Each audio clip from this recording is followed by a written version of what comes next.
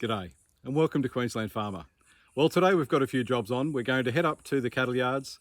We're going to put out some molasses. While we're there, we're going to take out some old straw that we've got stored there in the hay shed. We're going to use that old straw in areas where we've got some bare dirt, which is a result of that excavation work we had recently. We've also got some grass seed with us. We'll put that grass seed down and then we'll spread over the straw that we've got, and that'll help stop the birds take the seed and also give that seed some protection when the rain does come.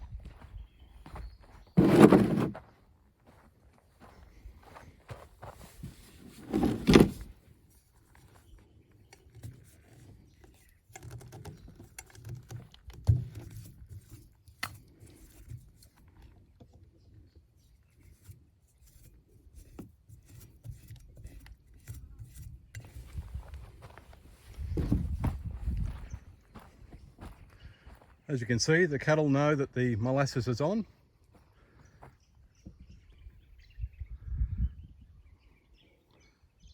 They're running up the hill to come and get a feed. You can see the paddocks are drying off a bit. We've had some pretty hot weather, so that's not surprising.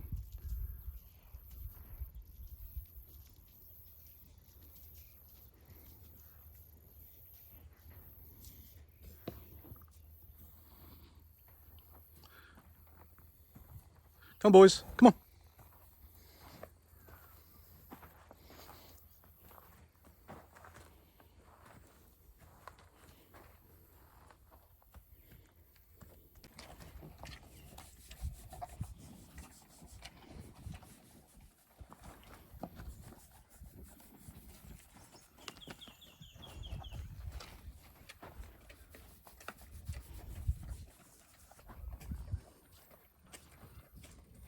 It's always nice to have cattle that are calm. The last thing you want to do is be getting into close or confined areas with them where they're a little bit wild. I have had an instance where I've been kicked by a cow or by a steer, and it's rather uncomfortable.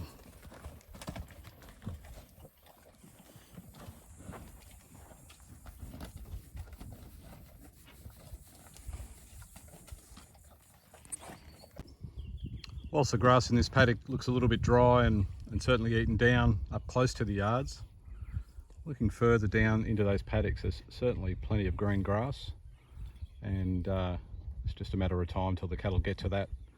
And once they clear this paddock out, we move them to another paddock.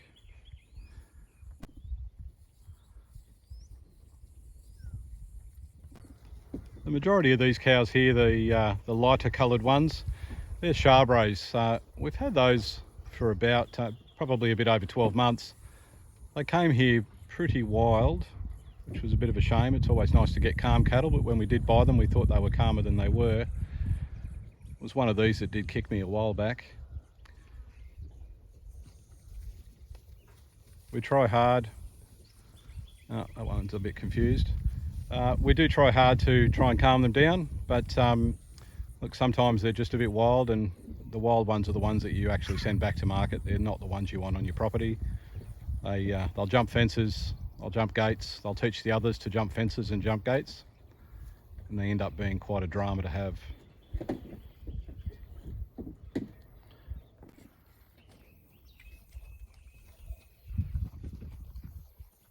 As you can see, the cattle that are brave enough to come up and have a feed while we're here, they're more than happy to get into that molasses.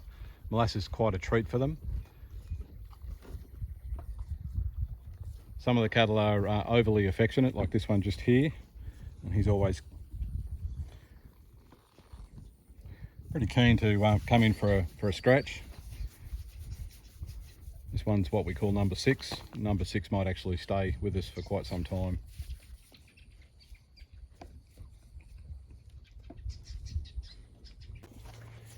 That's a good amount of molasses for these for the next day or so. And it's also helpful to get them used to me being around them while they're eating. Once again, we're trying to make them as gentle as possible. That way we're less likely to be injured, and they're also less likely to be injured. This is the old straw that I was referring to earlier. There's probably some nutritional value in it, but probably not much. It's far better to use it now to stop seeds being taken by the wind or by birds or being washed away. The tricky bit is that it's sitting up here in a shed in regional Queensland in sunny weather, and it looks like a great place for snakes to hide. So whenever you handle this sort of thing, you really be careful that there's no snakes around. So that's what I'll be doing right now. You might notice that some of these have fallen apart. Well, what typically happens is they're held together through these blue straps. There's two of these. The rats get in and they actually chew through those straps, so the whole thing falls apart. So there might be half a chance of finding some rats in here as well. Doesn't make it very easy for me to transport it once that's been eaten, but hopefully they haven't done that to all of them.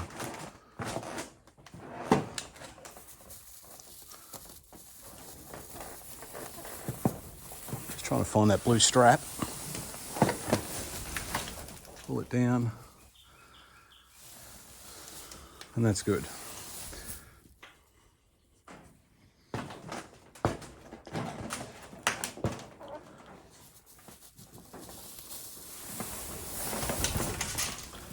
Look at that, 2 out of 2, no snakes.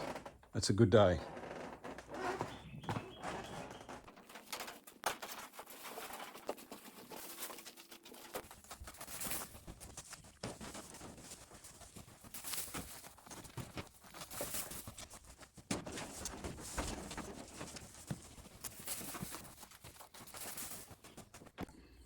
So we've got the straw on board.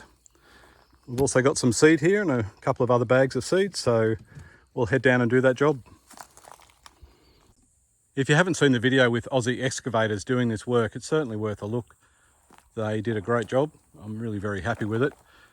Obviously the issue with having heavy machinery on your land is it does knock it around a little bit. You can see that everywhere that they've travelled, there's been a little bit of damage, but we can soon fix that up.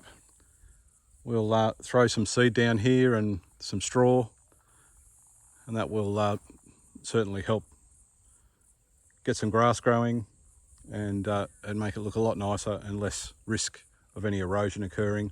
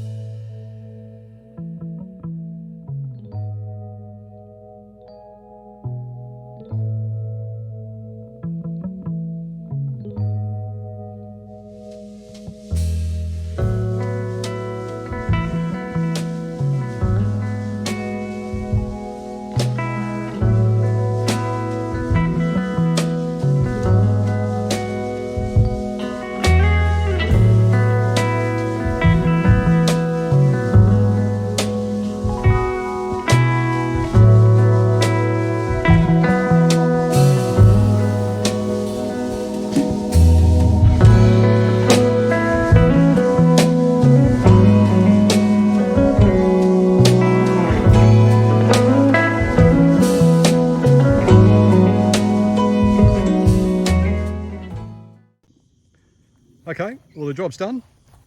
As you can see, there's plenty of straw over the top of the seed.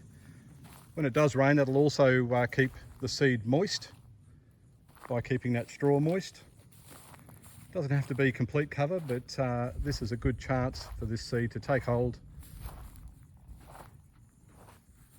and to make sure that no further erosion occurs. Thank you for watching. Please like and subscribe. And if you've got some comments, I'd really appreciate those too. And if you'd like to see anything on the channel, please let me know via the comments. We're back at this area where we had the excavation work done. We put the grass seed down. You can see that there's certainly areas where grass is already establishing around those rocks, which is terrific. And down in this area here,